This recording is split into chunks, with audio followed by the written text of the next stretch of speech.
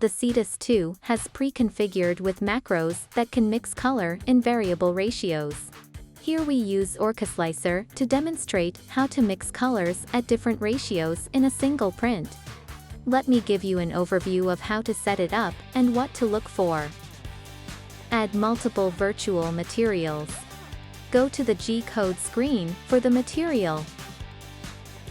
T0 is referred to material of extruder 1, T1 is material of extruder 2, and the number after P is the composition percentage for this material. The rest of the percentage will be complemented by the other extruder material. The T for tool head number is for displaying correct color in the slicer. An empty macro with same name is set up to avoid error triggering error message in Clipper firmware.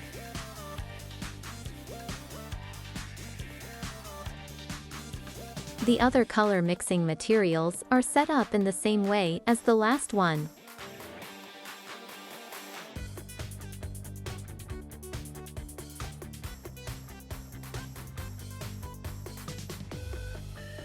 Once set up, let's import a model for testing.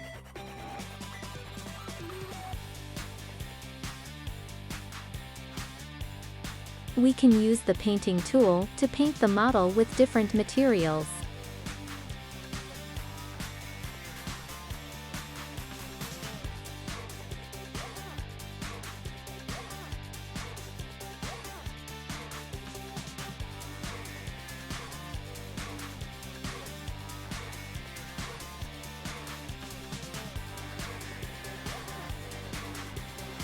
Some colors are more suitable for mixing than others. Some combination could be surprisingly beautiful.